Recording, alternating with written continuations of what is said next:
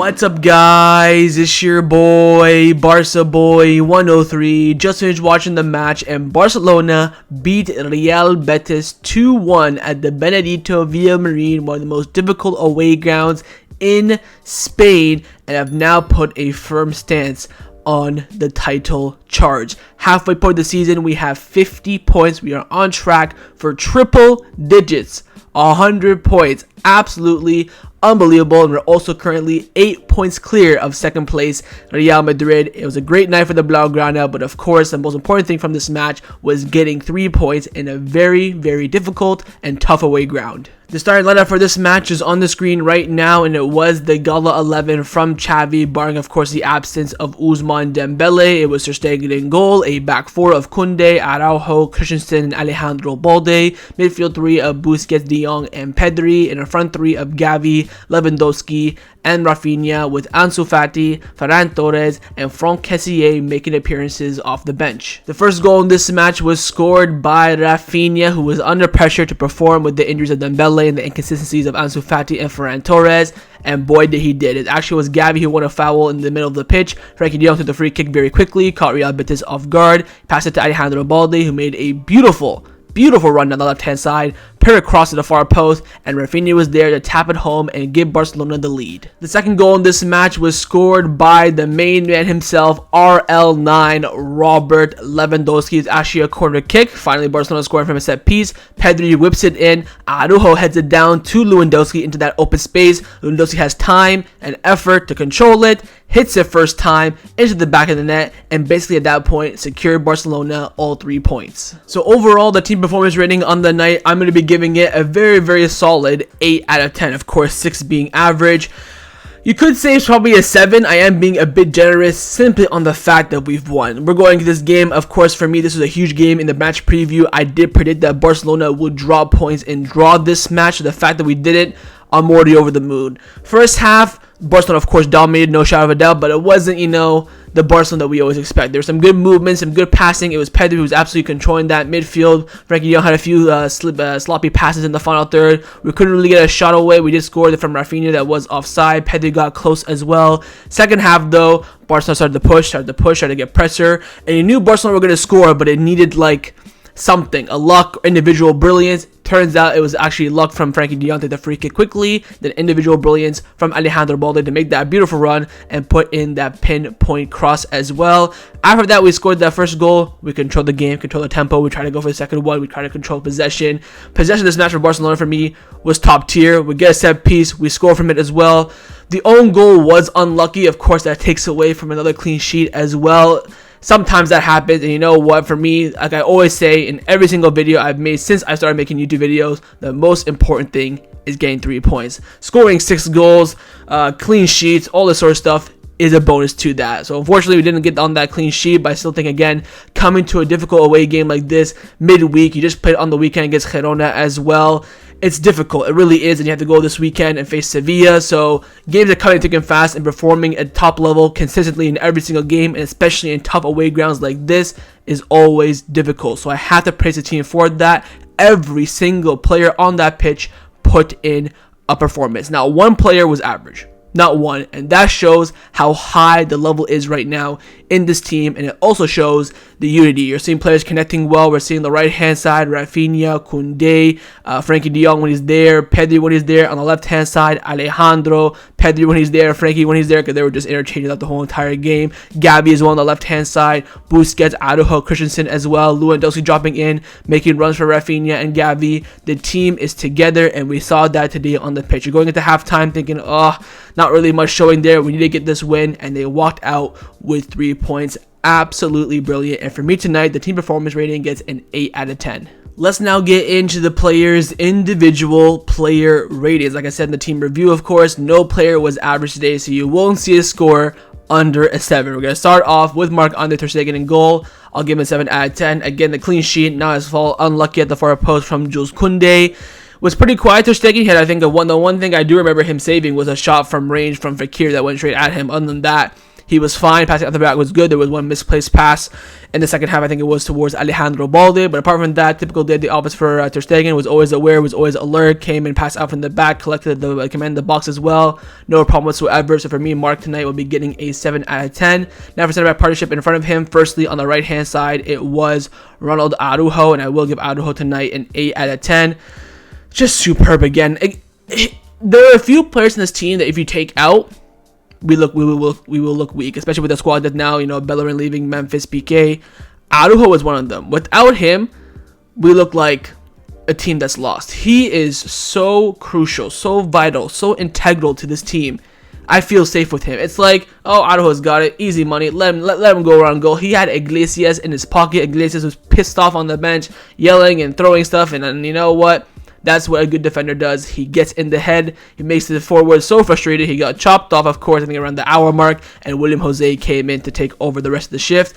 Aerial duels was great. Passing again.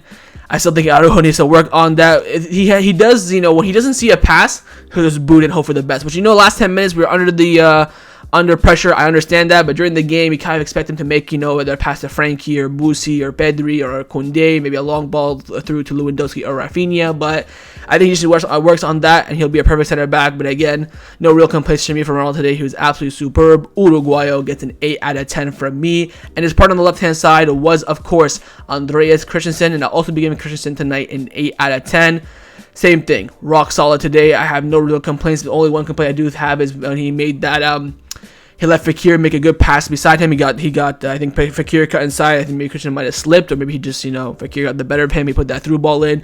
Other than that, he was fantastic. Aerial duels, ground duels, passing out from the back was superb, defending as well. There's one moment I do believe I remember in the first half or the second half where we had a corner kick and then Betis had a counterattack. I think it was in the second half.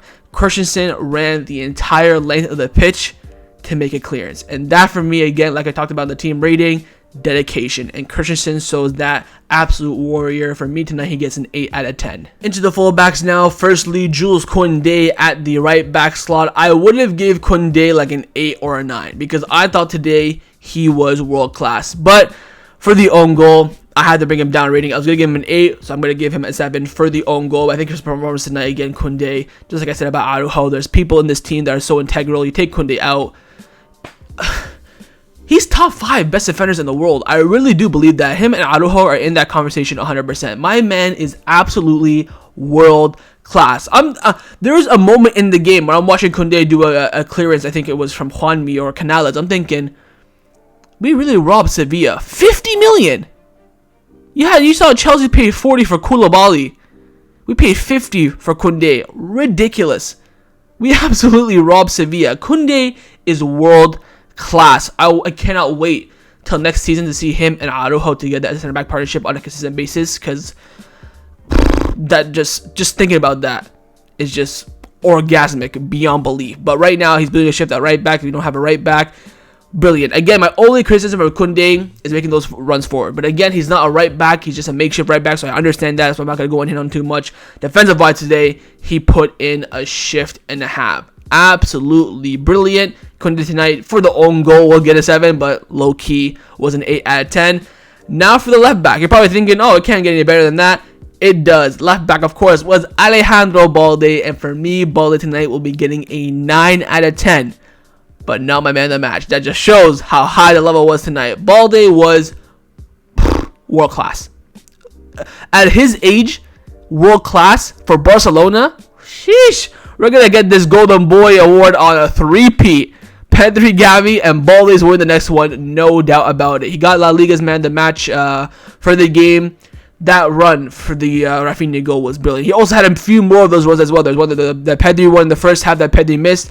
My man was controlling that left-hand side. Balde is becoming a world-class defender, and he's also becoming a world-class fullback as well. He's making those runs forward, getting in behind Ruibal. Luis Enrique had him in his back pocket. My God, this kid is unbelievable for such a young age. I'm so disappointed now that Coleman did not play him more last season, because my God, what a talent that we have. He is brilliant. Get that renewal official so I can just celebrate even more. Alejandro Balde is the next best thing that's coming up in football in the left back position. World class. Gets a 9 out of 10 from me. Into the midfield now. Firstly, El Capitano, Sergio Busquets gets a 9 out of 10 from me. And my man of the match. Oh my god. My man was rolling back the years tonight. Holy shiza. The recovery runs, the interceptions, the through balls.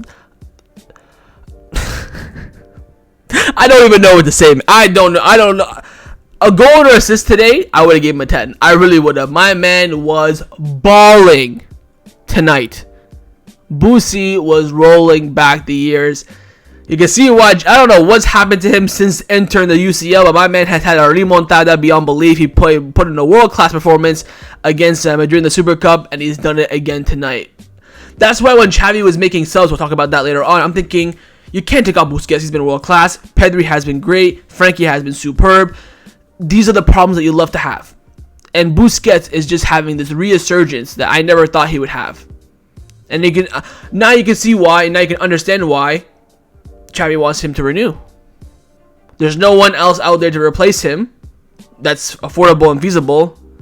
Running back with Boosie for a year. Now, I'm not saying I'll renew his contract, but he's making a good argument for it. My man, I can't even describe it. I keep saying my man. He was world class tonight. I just remember what I mainly learned from Busquets: the recovery runs, the interceptions, the through ball passes, the switch of plays, the header clearance in the 90th minute to prevent Betis from scoring.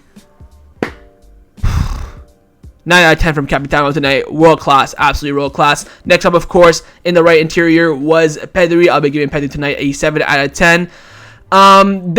He had, of course, a shot in the first half, which I mentioned now 1,000 times. There was just one moment, I think, in the second half. The ball came in, I think it was from Christensen or Araujo. My man touched it, glazed it with his foot, and then put it through to Raphinha. Mesmerizing, had a great run in the first half as well. Apart from that, it was his usual Pedri performance. He attracted a lot of fouls today. I felt like he got really beat up. Picked up some yellow cards, of course, for the other players, not himself. Was brilliant today. Typical Pedri performance. Utter brilliance from him, and I'm going to give him a 7 out of 10. Next up on the left interior, it was, of course, Frankie de Jong, and I'm going to be giving Frankie de Jong tonight an 8 out of 10. Now, you're probably wondering what makes him better than Pedri. First of all, I think the first half, Frankie was not that great. I think in the defensive aspect of the game, he was doing his job. But I think progressively carrying the ball, making those through balls, he wasn't that great. Second half, flick of the switch, he was brilliant again. Every time the ball was everywhere where the ball was on the pitch, Frankie was there. If the ball was on the right hand side, right back position, Frankie was there pressing with Alejandro Balde. If it was on the left hand side, he was there pressing with Jules Kounde. If he was in the middle of the pitch, he's there pressing with Lewandowski. My man was a pressing machine today, and of course had that quick reaction for the first goal as well to play the free kick quickly. You have to give credit where credit is due. Frankie de Jong today was absolutely unbelievable. I just wish that some of his balls over the top and his through balls were accurate, because if they were, it would have created danger. I remember one, I think it was in the first half, Raphinha made a good run, but instead of doing a long ball over the top, he did it a low driven, which was annoying because for Raphinha was throwing a goal. If you give him the ball over the top, it gives Raphinha the chance to utilize his pace. Could have gotten behind, but I think Frankie today was absolutely world class, and for me, he'll be getting an 8 out of 10. Into the forwards now. Firstly, Xavi at the left wing position. He actually played left wing. He did drop in a little bit here and there as a false winger, but mainly was on that left hand side. I will give him a 7 out of 10. Debut the number 6. It's just him and Pedri, 8 and 6. I was getting some flashbacks, but again, Xavi today was absolutely brilliant. It's just like Pedri, typical performance that we've seen from Xavi. He's making some great tackles, great interceptions, great progressive runs as well. Didn't really get into the final third as much as you want from a false winger or a winger per se, but I think he did put in the shift today. No real complaints. I will give him a 7 out of 10. Alongside the main striker tonight, Robert Lewandowski, I will also give him a 7 out of 10 as well. If he did not score, I would have given him a 6 because it was just the graveyard shift for him. He had a few chances here and there. I felt like he was lacking some game time because his touches weren't that great. His passes weren't that great as well, especially in the first half. In the second half, they were a bit better. But hey, he's a poacher. He's a striker. Like Pep Guardiola famously says, he smells the goal. When the goal is there, he will be there. I think he could have scored that second one as well, the chip that he had in the final few moments. But apart from that, and then the goal that he scored, he didn't really have that many clear-cut chances. He was there when we needed him. He was there in the box, attracting defenders, keeping more space for Raphinha and Xavi. Overall, typical Lua performance. I will give him a 7 out of 10.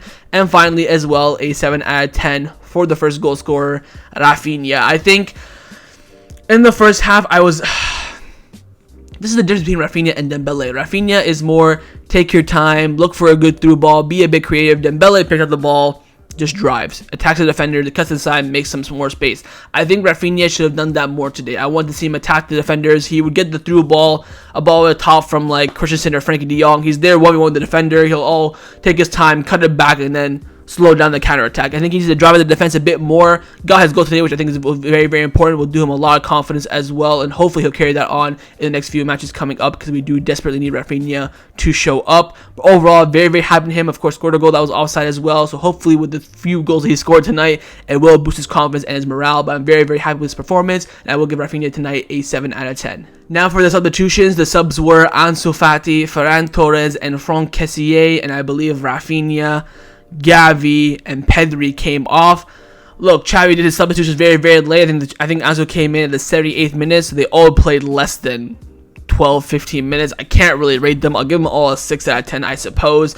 Ferran was looking kind of sus. Can't even cap. Franck Kessie had a few blunders in with Ansu, but they didn't have time to get into the game. They basically came on just for freshness and honestly to rest the gala 11s. I will not dwell on this too much, and I'll give them all an average 5.5, 6 out of 10. And last but not the least is, of course, the manager, Xavi Hernandez. So tonight we'll be getting an 8 out of 10 from me. I mean, what can I say about Xavi? Picked the right lineup, right team. Of course, I would have liked to have seen Ansu start as a natural winger instead of Xavi, but he thought that Xavi could do a better job, or he knew Xavi was going to start freaking 2 weeks ago, or a week ago when Dembele got injured. The subs today were very, very weird. Only made 3 out of 5 and also brought them on the last 15 minutes. I understand you don't want to disrupt the rhythm of the game, but there's too many games coming up. We're playing I think 7-8 games in February. February is only like 29 days, something like that. So he needs to start making the substitutions, using all the players that we have in the squad. We're paying them. I mean, might as well chuck them in. Bringing them, Ansu on 78th minute, Ferran Torres 81, then like Kessie 88 makes no sense to me. And why didn't you could have brought on Marcos Alonso, went to a back 5. You could have brought on Pablo Torre for a few minutes. Of course, let me control that tempo in the midfield. There are options there, but he's the manager. I can't really tell him what to do. But what can I say? Got the result, picked the right team, played well, and we freaking move. I mean, it is what it is. Of course, clean sheet. Can't really blame Xavi for that. It was just an unlucky situation for Jules Kounde. Overall, Xavi today, great day for him. He can leave with his head held high, go back to the blaugrana city, of course, of Catalonia, with 3 points in his back pocket. So that's my match review for Real Betis versus Barcelona in La Liga. Hope you guys enjoyed this video. If you did, make sure to leave a like, and of course, leave me your thoughts down below in the comments on everything we discussed. But the main thing I want to know, of course, is your thoughts on performance, your player ratings, and your manager rating as well. And of course, make sure you guys subscribe down below if you haven't already, and I'll see you guys next time on the channel. Take care, and Forza Barca.